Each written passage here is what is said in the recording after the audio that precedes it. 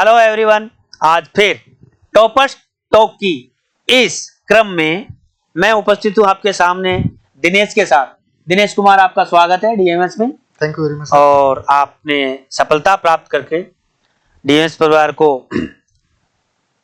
और अपने समाज को, अपने खुद के परिवार को, अपने कॉलेज परिवार को गौरवान्वित किया है। इसके लिए आपको बहुत बहुत आभार।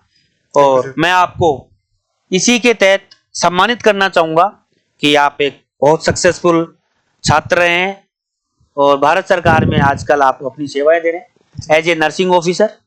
सो आपका हक बनता है और गॉड ब्लेस यू। आप आगे बढ़े, उन्नति करें। Thank you. सो दिनेश, आप अपना इंट्रोडक्शन दें सभी को, ताकि ये लोग जाने आपके बारे में, आपकी कहानी, आपकी जर्नी कहाँ से शुरू होकर कहाँ तक पहुंची, कैसे पहुंची। थैंक यू सर, आपने चांस दिया। और सबसे पहले आपको प्रणाम करता हूं और अपनी बात शुरू करता हूं। मेरा नाम दिनेश कुमार है, मैं अलवर ज़िले का रहने वाला हूं।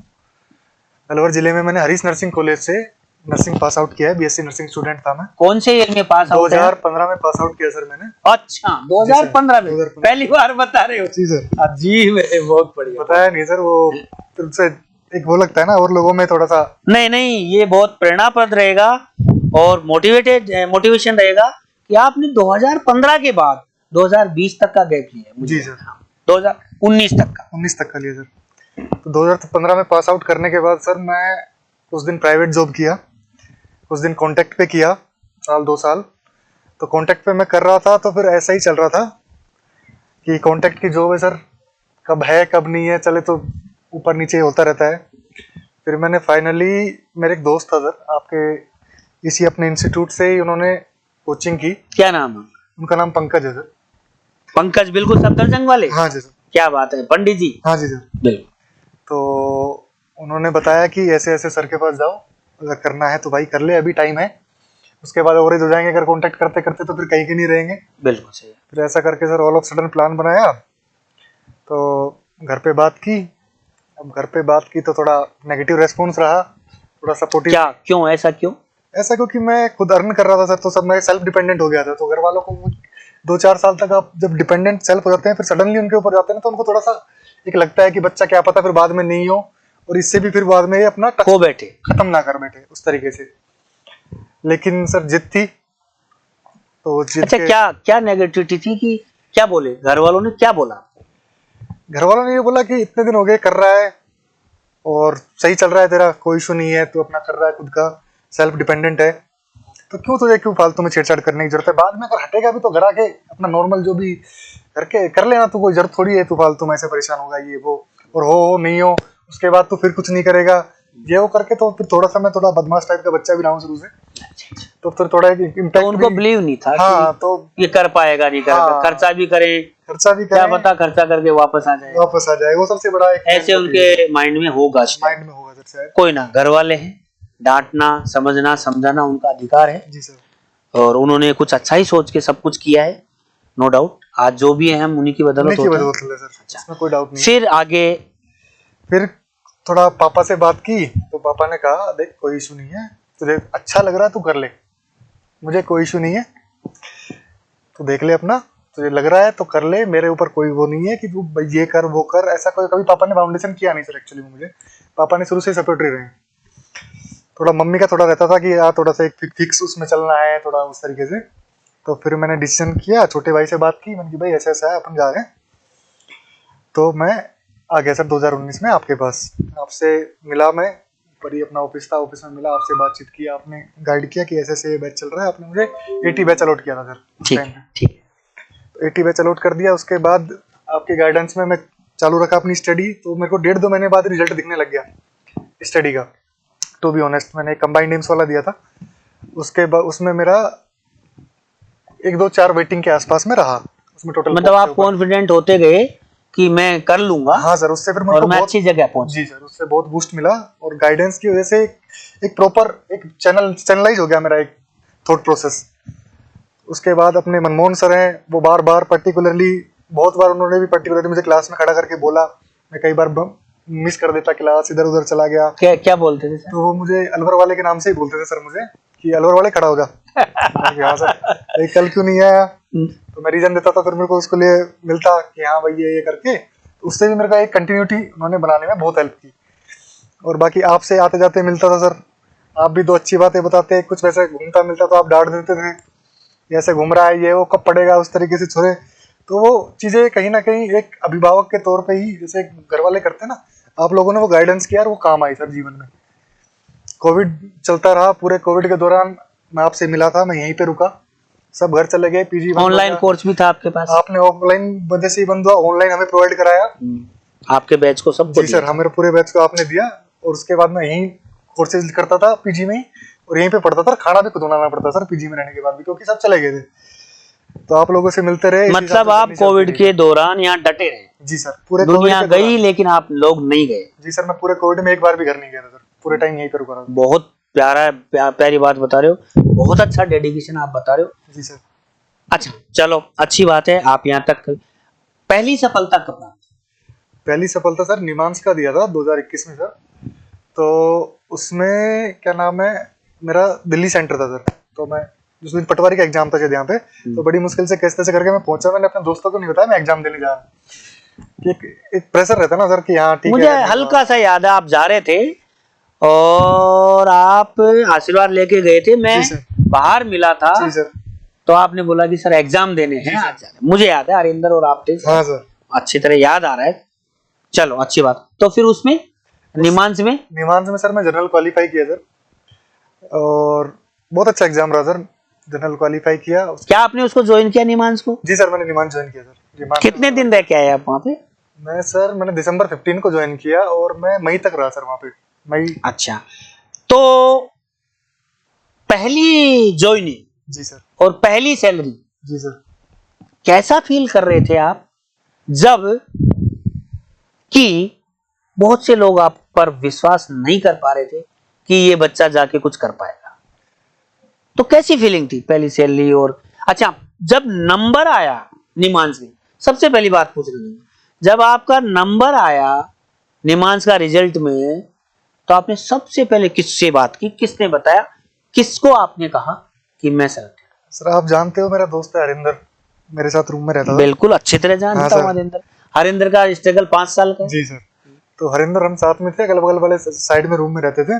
तो मैंने हरिंदर को एक्चुअली बोला था कि रिजल्ट आया तो मुझे बता देना। अगर हरिंदर सुन रहा है तो बेटा बहुत बहुत प्राउड ऑफ यू आल्सो, आप भी अपनी अच्छी जगह पे हो और भगवान करे आप प्रगति करें, उन्नति करें। तो सर हरिंदर ने जैसे रिजल्ट आया मुझे बताया, पीडीएफ भेजी, उसने कहा तू ही है ना? मैंने कि नहीं भाई मैं नहीं हूँ। मैंने उसका ऐसे ही बोला मजाक में, मैंने भाई मैं नहीं हूँ। मैं नहीं, तू ये वो खुशी वाली बात होती है ना सर एक। तो उन्होंने मुझे सबसे पहले बताया था सर हरिंदर ने कि ऐसे ऐसे आपका हो गया। और फिर आपको जब सुन के क्या प्रतिक्रिया रही आप, जैसे उसने बताया कि आपका हो गया? सर जैसे ही मुझे पता लगा, रात के शायद 9-10 बज रहे होंगे उस दिन की बात है, हम खाना वाना खा चुके थे और मैं पढ़ने के लिए बैठने वाला था क्योंकि सर नोट सेट आने वाला था नेक्स्ट। बिल्कुल बिल्कुल। तो उसने जैसे ही बताया तो एक सडन रश हुआ एड्रेनलिन। उसके बाद एक इतना यूफोरिया टाइप में हो गया था सर कि मस्त आराम से मैं बैठा हूँ, नींद नहीं आ रही, सोच रहा हूँ आराम से कि यार बेंगलोर ऐसे ऐसे कैसा होगा, ये वो सारी चीजें सपने लेने लग गए सर, बिल्कुल उल्टू। अच्छा, तो उसके बाद घर वालों की, अपने परिवारजनों की क्या प्रतिक्रिया रही? सर मैंने उस टाइम तक घर वालों को नहीं बताया था, मैंने सोच रहा था कि मैं घर वालों को ज्वाइन करके ही बताऊं, कि मैं जैसे जाके ज्वाइनिंग लूंगा तब बताऊंगा पापा आके ज्वाइन कर लिया अपन ने। लेकिन जैसे नोट सेट देने के बाद मैं घर गया तो सडनली एक उम्मीद की नजरों से पापा ने देखा कैसा एग्जाम हुआ ये वो, तो थोड़ी टेंशन में थे कि 1.5-2 साल हो गए बच्चे को, कोविड में पूरा पढ़ा है। और मेरे पापा थोड़ा मेरे लिए थोड़ा पॉजिटिव टाइप में रहते हैं कि एक टेंशन लेते हैं थोड़ा सा कि परेशान ना हो जाए ज्यादा, कुछ वैसा फेलियर को लेके परेशान ना हो। तो पापा को मैंने चुपचाप बोला पापा टेंशन मतलब हो गया ठीक है। तो जो एक खुशी आई पापा के चेहरे पे स्माइल थी, वो जिंदगी का सबसे अमेजिंग पल था सर। बहुत अच्छी बात है। तो वो बेस्ट वही बहुत अच्छी बात है। सैलरी लेते वक्त क्या फील हो रही था? सैलरी लेते वक्त ये था सर, एक सडन आप 1-2 साल से कर रहे हो, स्ट्रगल कर रहे हो, और मैं तो जॉब करता था, जॉब छोड़ के आया था, तो एक पैसा एक कट ऑफ हो गया था सडन, तो एक फ्लो खराब होता है सर मनी का। फिर दोबारा जैसे ही वो सडन गस में आता है, वो 2-2.5 लाख रुपए इकट्ठे आते हैं तो एक फील अलग ही होता है एक मस्त की, एक साथ 2.5 लाख तो आते ही हाँ आते हैं। सर, एक साथ 2-2.5 लाख रुपए आते हैं, तो एक अलग ही फीलिंग थी सर, हैप्पीनेस वाली। फिर पापा को अच्छा। फोन करके बताया, पापा सैलरी आ गई है ऐसे ऐसे, तो उन्होंने कहा जाके प्रसाद चढ़ा, भगवान का और अपने गुरुजनों का जो भी है थैंक यू करो, और फिर अपने जिंदगी आगे बढ़ाओ। तो उस बहुत तरीके अच्छी बात है। फिर आप, एक और जनरल क्वेश्चन, अच्छा आपकी सक्सेस के पीछे जो स्ट्रेटजी थी, आपने क्या प्लानिंग की, कैसे आपने पढ़ाई की, कितनी बार आप रिवीजन कर पाते थे, लाइब्रेरी ज्वाइन की नहीं की, ये सब बातें आप बताएं। सर सक्सेस की स्ट्रेटजी तो सबसे बेस्ट डिसीजन तो सर मेरा कोचिंग में ही आना रहा। वो गाइडेंस मुझे मिल गई थी क्योंकि मेरा फ्रेंड का यहीं से सिलेक्शन हुआ। तो एक कॉमन सी बात है, एक बिलीफ सिस्टम बढ़ जाता है सर, बिल्कुल, self confidence, self belief. Self belief बढ़ जाता है। तो उसने बोला इस तरीके से, तो मन की चलो ठीक है डीएमएस चलते हैं सर के पास, और फिर आप लोगों ने गाइड किया उस तरीके से, तो एक चैनलाइज हो गई मेरी एनर्जी, जो भी एक मैं अच्छे शेप सोच में के आ आया गए था। आप, अच्छे शेप में आ गए। तो और दूसरा फिर मैंने सिस्टम कट ऑफ कर दिया दोस्तों वगैरह का, जो फालतू के कॉल्स वगैरह हैं उस तरीके का, थोड़ा एक लिमिटेड नंबर के लोगों से कनेक्टेड रहा मैं, बिल्कुल। और अच्छे लोगों के साथ टच में रहा। बाकी सर क्या नाम है, मैंने स्टार्टिंग में अपने नोट्स और रिवीजन पे ध्यान दिया, जितना मैंने कोशिश किया कि मैं रिवाइज कर सकूं चीज़ें बार बार। जैसे आप लोग यहाँ पढ़ाते थे, मैं रूम पे जाके पढ़ लिया, उसके बाद पीछे का भी पढ़ लिया जो आप लोग पढ़ा चुके हो सर। तो उससे क्या हुआ कि मेरा जो बेस था ना सर, वो स्ट्रॉन्ग हो गया था। ठीक है। फिर मैंने कुछ दिनों बाद ही मैंने लाइब्रेरी ज्वाइन कर ली सर।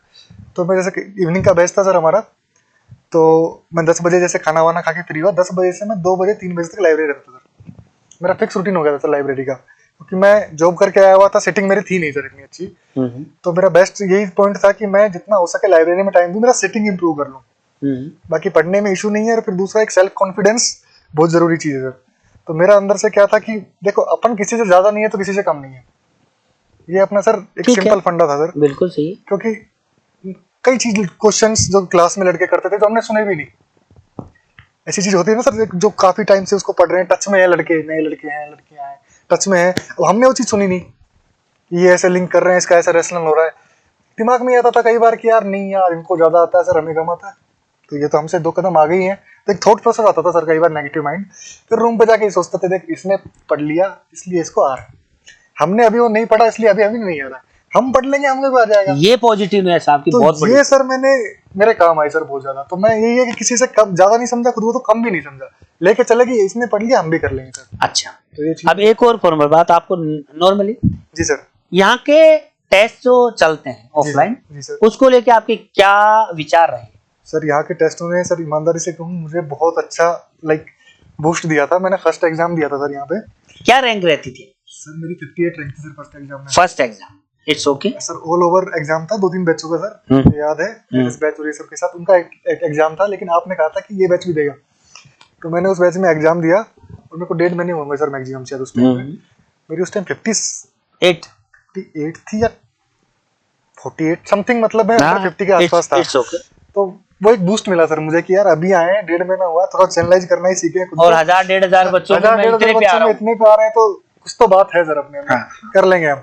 तो एक वो पॉजिटिव पॉइंट बढ़ते चले गए सर उस तरीके से। तो फिर उसके बाद इंप्रूव ही रैंक आपकी? सर मेरी रैंक में 27 तक गया सर।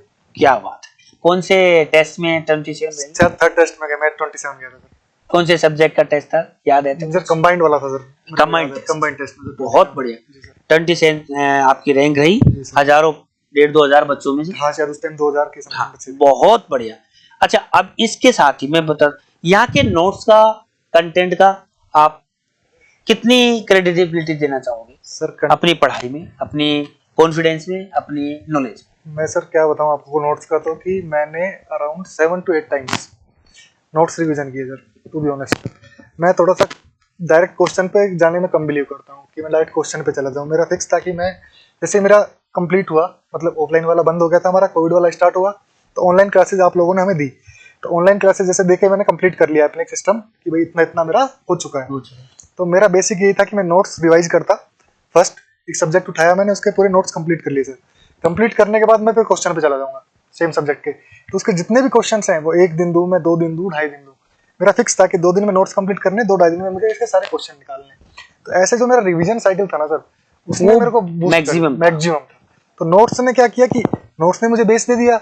मतलब आपका फोकस सिर्फ और सिर्फ नोट्स पे था सर मैं फालतू में कोई इधर उधर की किताब, बुक, ये वो? सिंगल बुक नहीं देखी सर मैंने। ये सच है? सच, एक लोग बाग कुछ बताते रहते हैं इधर उधर की, तो क्या मैंने सर मैं आज भी सर मेरे पास पूरा कट्टा भरा हुआ है जिसमें मेरे नोट्स अपने पर्सनल हाथ से लिखे हुए, आप लोगों के दिए हुए, आपने बहुत सारे नोट देते हैं, ठीक है, वो 10-12 बुलेट जो हैं आपने दी हैं, और आपने खुद 10-12-15 ने रजिस्टर बना जो रखी मैंने है वो बनाए अलग। हैं, उसके अलावा जो नॉर्मल कंपटीशन की 3-4 बुकें हर कोई रेफर करता है, वो तो मेरे पास कट्टा भरा हुआ है पूरा।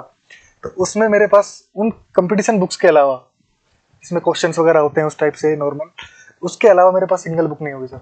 अच्छा, अब आप मुझे बताएं, अब सब्जेक्ट पे एक चल रहा है, जी सर। ओबीजी आपने ऑनलाइन में पढ़ी और ऑफलाइन सर से पढ़ती हुई, जी सर। क्या क्या आप समानता पाते हो या कुछ डिफरेंस है? नहीं सर, देखो मैं नवल क्या नाम है अपने मनमोहन सर से जैसे फर्स्ट टाइम मैं मिला था, मैं फर्स्ट टाइम आपसे मिला था, उसके बाद जैसे मैं क्लास में मनमोहन सर से मिला था, तो जैसे ही मिला तो उन्होंने फर्स्ट क्लास ली। मेरा ओबीजी सर बहुत वीक था, टू बी ऑनेस्ट, मेरा बहुत वीक ओबीजी थी।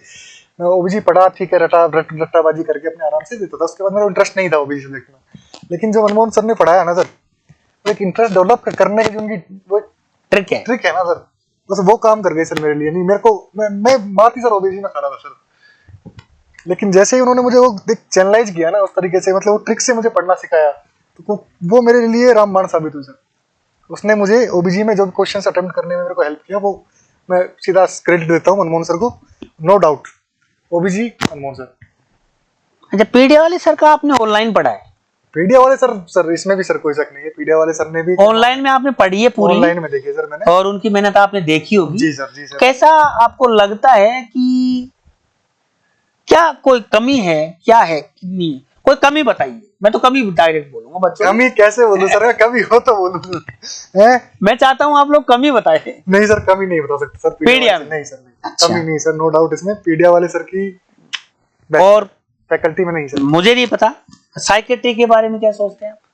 सर साइकेट ओबीजी तो फिर भी क्लास में थोड़ी बहुत पढ़ी थी सर, एक बेसिक थोड़ा बहुत है, लेकिन साइकेट्रिक तो एक वही है ना कि रटाफिकेशन चलता है सर कॉलेज में, जैसे हम पास आउट होते थे रटाफिकेशन करके साइकेट्रिक में पास आउट हो जाते हैं, नॉर्मल एलिजिनेशन के अलावा हम कुछ जानते ही नहीं है। बिल्कुल। तो जो साइकेट्रिक पढ़ाई सर, और जिस तरीके से उन्होंने जो हमको डेज वगैरह आते हैं, उस तरीके से पूरा एक अलग सीरीज बना के उन्होंने हमें समझाया था, अराउंड उन्होंने हमको 50 क्वेश्चन दिए थे, वो अलग से पूरा ईयर वगैरह उससे सेशन भी कराते हैं सर? क्वेश्चन सेशन निमांस में काम आई सर मेरे साइकेट्रिक, इसलिए आपका सिलेक्शन निमांस पहले हुआ सर, पहले हुआ, पहले निमांस तभी शायद आप अप्रिशिएट करते हो। साइकेट्री का तो मुकाबला नहीं सर, नहीं, जैसे मुझे आप बता रहे। जी सर, निमांस में आपका पहला वर्ड था साइकेट्री का मुकाबला किसी से नहीं कर सकता। मैंने सर 1.5 महीने साइकेट्रिक पढ़ी, जैसे मैं निमांस का फॉर्म भरा उसके बाद मैंने कंटिन्यू साइकेट्रिक, उस समय डीएमएमएस की ऑनलाइन साइकेट्री पढ़ के इतने सारे बच्चे सेलेक्ट होते, सब यही बोलते हैं अल्टीमेट साइकेट्री। इवन एक केरलाइट थी, केरलाइट नाम था कुछ राम्या टी करके, वो लड़की यहाँ आई और उसके साथ ट्रेजेडी ये हुई कि कोविड लग गया, 1.5 से 2 महीने रही, मुझे याद है आज भी। पहला सिलेक्शन उसका उसमें था निमांस में, आज भी वही है। और उसने थैंक गॉड, और साइकेट्री वाले सर जो अभी भी पढ़ाते हैं, पहले पढ़ाते थे, आज भी वो यही बोलती है कि मेरा सिलेक्शन साइकेट्री वाले सर से। ये मुझे कभी भी आप मैसेज करती है, सर थैंक गॉड मुझे आपने अच्छे टीचर प्रोवाइड। मेरे कॉन्टैक्ट लिस्ट में है सर वो लड़की, हाँ, राम्या टी। हाँ सर, तो क्या आप जानते हो वो नए बैच में आई थी शायद, एसवी या पीके। वहां जाके सर मैं टच में आया था, मैं बेंगलोर गया तो एक बात होती है ना सर, नए नए ज्वाइनिंग में, हाँ भाई कहाँ से कोचिंग करी, कहाँ से क्या करी। हाँ।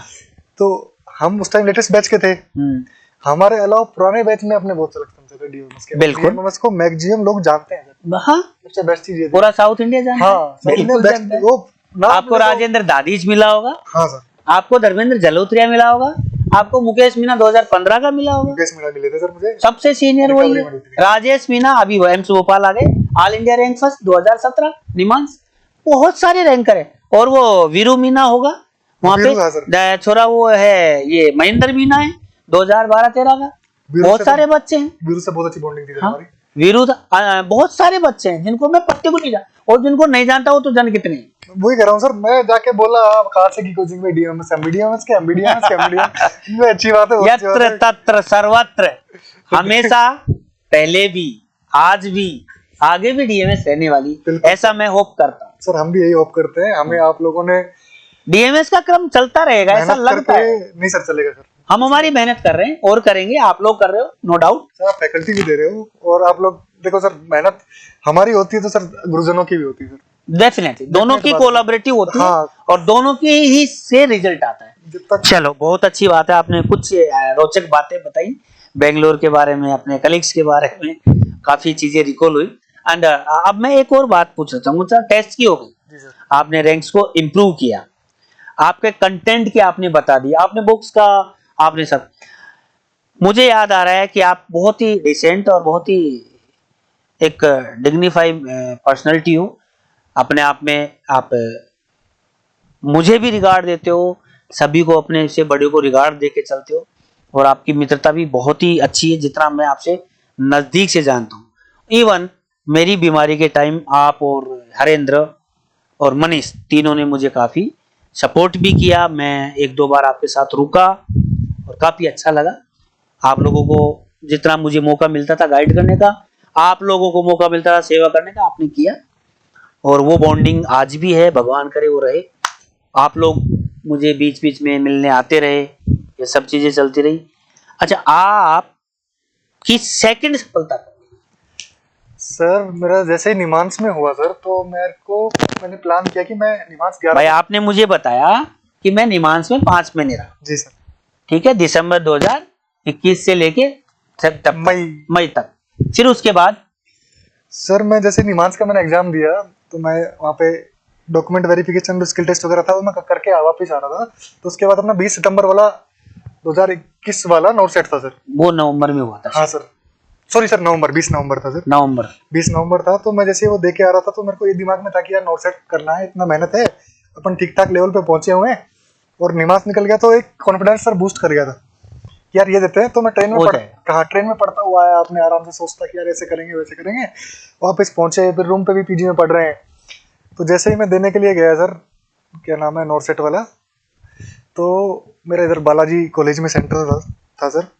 तो इतना अच्छा, लाइक एक खुशी थी अंदर से, या कॉन्फिडेंस लगा लो सर, कि मैं आई थिंक 96 मिनट्स के समथिंग में मैं 146 क्वेश्चन अटेम्प्ट कर चुका था। मैं नर्सिंग पूरी कंप्लीट करके बैठ गया था। उनके अब चलो वॉशरूम जाके आते हैं और आराम से आके अब अपने मैथ करेंगे बचे हुए 80 मिनट में जो भी अपने पास टाइम बचा है। तो एक फ्री माइंड था, तो उससे दिया। फिर जैसे ही मैं निमान ज्वाइन करने के लिए गया सर, मैं 15 दिसंबर को पहुंचा, 15 दिसंबर 2021 को मैंने निमान ज्वाइन किया सर। सेम डे में और जो साथ के लोग थे, पुराने जो लोग वहाँ पे कर रहे हैं अपने डीएमएस के लड़के, तो उनके पास में रुका हुआ था। तो हम शाम को बैठे थे, 10 बज रहे थे, रिजल्ट आया, रिजल्ट खोला तो देखा कि हाँ, सबका देखा, किसी का 2000, किसी का 3000, 4000 रैंक थी, तो नहीं चेंज कर पा रहे थे, फर्स्ट चॉइस नहीं मिल रही थी उन लोगों को, दोस्तों को। तो फिर जैसे ही उन्होंने मेरा देखा, तो मेरा ऑल इंडिया रैंक 301 था सर। तो बहुत खुशी हुई कि चलो फर्स्ट चॉइस मिल जाएगा। 301? जी सर, ऑल इंडिया 301 थी सर। बहुत अच्छी रैंक होती है, आउट ऑफ 400,000। जी सर, उस समय 4000 वैकेंसी थी, 4000 वैकेंसी थी सर। बहुत अच्छी रैंक। तो आपको फर्स्ट चॉइस मिल गई? जी सर, फर्स्ट चॉइस मिल गई सर। तो आपने लेडी होर्डिंग की फर्स्ट चॉइस क्यों सेलेक्ट की? सर एक तो sir Lady Hardinge Medical College and Hospital, जी sir, near by Connaught Place, Delhi का सबसे ओल्डेस्ट माना जाता है। हाँ सर। वही चॉइस कैसे रही? भाई डीजीएचएस में तो और भी आते हैं, सफदरजंग ले लेते पंकज, आपका मित्र था, क्यों नहीं लिया? डिपार्टमेंट ज्यादा थे सर तो थोड़ा सा एक था कि, या किसी ने इसके लिए गाइडेंस दिया था? एक्चुअली मैंने गाइडेंस तो मैंने अंकल से बात की थी। अंकल मेरे एम्स में है, पीएचडी कर रहे हैं अभी वो। तो उनसे मैंने पूछा था, तो उन्होंने कहा कि तू इधर एम्स में आ जा। मैंने कहा अंकल, थोड़ा फर्क पड़ता है कि एक फैमिली खुद रिलेशन होता है, तो थोड़ा सा अंकल नहीं, मेरे को और बताओ आप और कौन सा बेस्ट रहेगा। उनका सफदरजंग आ जा। अब सफदरजंग में मेरी आंटी काम करती है। अच्छा, तो आपकी फैमिली से काफी लोग इसी फील्ड में है। एक नोबल प्रोफेशन है, नो डाउट, बहुत अच्छी बात है। तो फिर मैंने सोचा कि कनॉट प्लेस है, नियर बाई है, हॉट स्पॉट लोकेशन है, नया मतलब पुराना हॉस्पिटल है, ओल्डेस्ट मेडिकल कॉलेज है, उसके अलावा नई बिल्डिंग वगैरह बन रही थी उसकी सारा, नए डिपार्टमेंट खुलेंगे, जाएंगे तो थोड़ा एक बेटर अपॉर्चुनिटी लग रही थी कि नए डिपार्टमेंट में। तो उस तरीके से मैंने लेडी हार्डिंग चूज किया कि मैं थोड़ा बेटर रहेगा। आप अपनी जॉब से Lady Hardinge Medical College and Hospital में सेटिस्फाइड हो? जी सर, फुली सेटिस्फाइड सर। बहुत अच्छा है। परिवार का देखभाल, ये सब चीजें हो पा रही है? हाँ सर। और आपके तो नियर बाई है नेटिव प्लेस से? हाँ सर। चलो, तो सफलता की आपकी ये जर्नी और ये यात्रा बहुत ही सुखद रही, जैसा मैं सोच पा रहा हूँ, जैसा मैंने ऑब्जर्व किया है। लेकिन इसके पीछे आपकी कठोर मेहनत, आपकी दृढ़ प्रतिज्ञा, आपका डेडिकेशन, आपका पॉजिटिव थॉट प्रोसेस, आपका self belief confidence, self belief high होना, और कहीं ना कहीं छोटा सा एक योगदान डीएमएम संस्थान का और आपके कॉलेज का होना, ये भी अपने आप में मायने रखता है। छोटा नहीं सर, इम्पोर्टेंट योगदान सर। क्योंकि आपने मैक्सिमम 5 साल का 2015 से 19-20 का गैप लेके पढ़ाई को वापस चालू किया। तो मैं एक बार इसको ऐड करना चाहूंगा कि आपने उसमें कैसे कोऑर्डिनेट किया कि आप 4-5 साल का गैप लेके थ्योरी में कैसे अपने आप को एडजस्ट कर पाए, क्योंकि बहुत लंबा गैप हो गया था सर। मेरा पढ़ाई को लेके प्लस पॉइंट सर, थोड़ा सा एक पर्सनली मेरी इंग्लिश अच्छी है सर। एक प्लस पॉइंट मेरा वो है कि मैंने बाहर जाने के लिए भी ट्राई किया था। प्लान था मेरा सब कुछ, मैं ऑलमोस्ट मैं निकल जाता, लेकिन कुछ चीज़ें ऐसी बीच में आ गई थी कि मैं रुक गया था। तो एक उस चीज़ से क्या था कि एक लैंग्वेज मुझे इजी लगती है सर पढ़ने के लिए, लाइक थ्योरी में इजीली अंडरस्टैंड कर सकता हूँ, क्वेश्चन इजीली समझ लेता हूँ। ये भी आपका पॉजिटिव, ये मुझे पॉजिटिव पॉइंट था सर पर्सनली। और रही बात क्या नाम है, एक सही गाइडेंस मिल जाए ना सर, एनर्जी सब में होती है सर, बस चैनलाइज वो आपको कहाँ से मिला? चैनलाइज करने की जरूरत होती है। मैं इंस्टीट्यूट आया, आप थे, आपने as a Guru, as a बड़ा भाई, अभिभावक, बड़े भाई की तरीके से आपने गाइड किया और आपने बीच बीच में टोका। वो सबसे इम्पोर्टेंट चीज रही सर हमारे लिए। मैं सबको करता हूँ। हाँ सर, मैं सबको, मनीष था आपके साथ, हरेंद्र था, उसको कभी हारने नहीं दिया। मैं ये बोलता नहीं तुम्हें हारना नहीं है, आज वो नौकरी में। इसीलिए सर हम टिके रहे और इसीलिए आपके चलो आशीर्वाद से बहुत आगे बढ़िया बढ़े। है। आज आप आए और फाइनली मुझसे भी आज मिले। जी सर। आप इन बिटवीन 3 से 4 बार आ चुके हैं, जी सर। पर मैं नहीं मिल पाया। आपको पता है उसका तो रीजन क्या, एक्सप्लोर करना सबको, सब बातें हैं, ये ध्यान है। सो बहुत बहुत धन्यवाद दिनेश बाबू, आप आए। आप अपने जूनियर्स को, अपने कलीग्स को, अपने सीनियर्स को कोई एक मैसेज दीजिए ताकि उनको लगे कि वो भी अपने जीवन में सफलता प्राप्त कर सकते हैं और उनको करना चाहिए। मैं सबसे पहले तो अपने गुरुजनों का, अपने डीएमएस संस्थान का, हमारे नवल सर हैं, हमारे मनमोहन सर हैं, हमारे पीडिया वाले सर, साइकेट्रिक वाले सर, सबको बहुत बहुत थैंक यू बोलना चाहता हूं कि आप लोग अगर नहीं होते तो हम चैनलाइज नहीं होते। प्रॉपर तरीके से आपने गाइड किया हमें, उसके लिए थैंक यू। जितने भी मेरे साथ के बैचमेट्स वगैरह थे, इवन मेरे दोस्त हैं, मनीष है, हरिंदर है, अपने ही बैच का एक लड़का और है सलीम, जो अभी भोपाल में कर रहा है सर। मुझे पता नहीं, कंबाइंड एम्स में उसका सिलेक्शन हुआ था। सलीम का मुझे पता नहीं। हाँ सर। उसके चलो, अलावा पंकज उसको भी बहुत बहुत बधाई हो। हाँ सर, पंकज है, पंकज को बात होती रहती है। हाँ सर। तो ये सब लोगों से लाइक इनको भी थैंक यू बहुत बहुत। उसके अलावा अपने जितने भी आने वाले जो लोग हैं हमारे फील्ड के, हमारे दोस्त, उनको यही कहना चाहता हूँ कि सबसे बड़ी चीज़ है, जितना दिन तक आप डटे रहोगे उतने आपकी प्रोबेबिलिटी, आपके चांसेस बढ़ जाएंगे सक्सेस होने के। ये सिंपल रूल है सर। मेरा तो यही सोचता हूँ कि अगर आप टिके रहे, हो सकता है फर्स्ट अटेम्प्ट में ना हो, सेकंड में ना हो, थर्ड में हो, लेकिन होगा जरूर। अपने गुरुओं के गाइडेंस पे चलें, अपने बेसिक्स क्लियर रखें, और जो अपना सिटिंग है सर, टाइम तो देना पड़ेगा, सक्सेस चाहिए। हर किसी का दिमाग एक जैसा नहीं होता, किसी को 6 महीने में मिल जाएगी, किसी को साल में मिलेगी जरूर। भरोसा रखें और अपनी मेहनत लगातार करते रहें। मैं तो सिंपल सा यही संदेश है। और बाकी कुछ हो तो अपने यहाँ पे सपोर्टिव गुरुदेव हैं, जब भी इनसे आप मदद मांगेंगे, जैसा आप मांगेंगे, जितना बेस्ट ये कर पाएंगे नहीं करेगा कोई। मेरा दिल से बोल रहा हूँ, बस ये कह के मैं आप सबको थैंक यू बोलना चाहता हूँ। Thank you very much. Thank you, आप आए, आपने गाइड किया, थैंक यू। बहुत बहुत बढ़िया। भगवान आपको प्रगति दे, उन्नति दे। धन्यवाद।